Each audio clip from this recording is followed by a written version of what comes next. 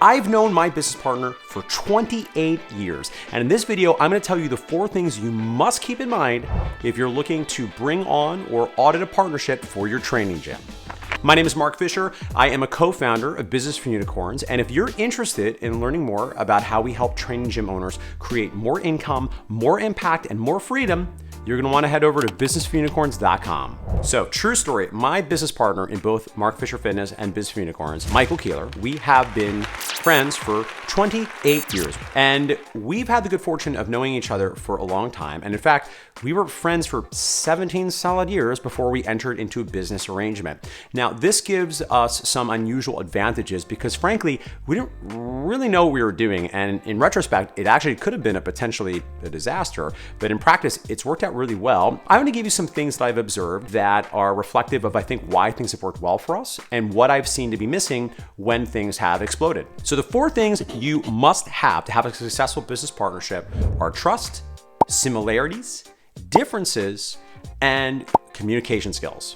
So to the first piece, let's talk about trust. You have to really make sure you are able to trust the person. I would further bifurcate trust into 2 halves. We have competence trust and character trust. So as an example, I really trust my wife's character.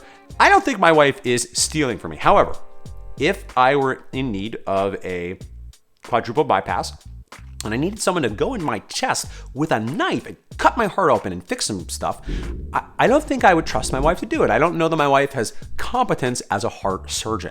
And this paradigm, I think, is a good one for you to have in mind always, but particularly when it comes to choosing or auditing a current partnership for your training gym. The next 2 things you need to have, I'm gonna pair together because even though they're contradictory, you need both. You need similarities and you need differences. You wanna have similarities of values. You wanna have similarity of worldviews. You wanna be on the same page for your vision, for what you want the business to be. However, you also need differences.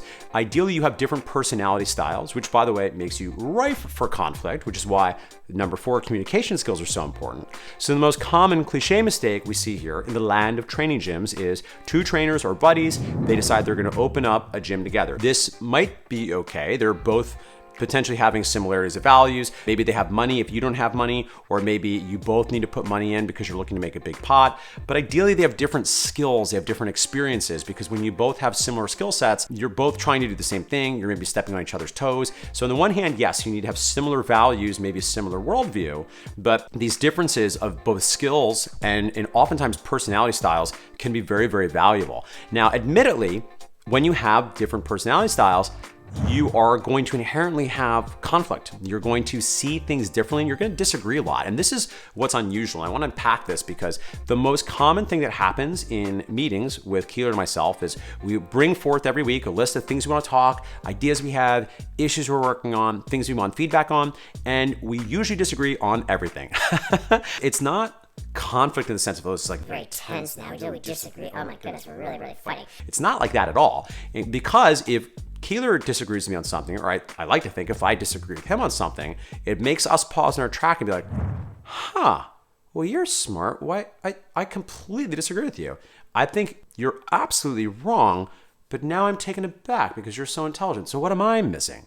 Because in a good partnership, these differences allow you to help see into each other's blind spots, and you can stress test your biases so that ultimately you do a better job of critical thinking. So this is why the 4th skill, communication skills, matters so much. You need to be able to not only surface disagreements about the minutia of the business, but you also need to be able to surface tensions if you're inevitably rubbing on each other and creating some frustrations with each other's working style. And it doesn't need to feel particularly fraught. If the relationship is positive, you'll just talk about the stuff. You'll just get it figured out together. It's not a bad thing. And if anything, it's actually going to help you work well together, and you'll get practice at communicating what you need, getting curious, trying to understand where the other person is coming from. Because the final thought I'll share is this: if you work with someone for years and years and years, it's only natural what you want from your life is going to change. So maybe your visions for the business are going to veer away over time. Maybe your lifestyle requirements are going to change. So the communication skills are required to continue to stay on the same page over time. All right, friends, if you liked this video, it would mean so much to me if you would like, subscribe, and share. I want this channel to get out there to as many training gym owners as possible so that more training gym owners are able to help more people and we have a more successful fitness industry while we're all hoping to make the world a better place pursuing our missions. All right, that's all for today, friends. I will see you next time for more actionable tips, psychological frameworks, and philosophy.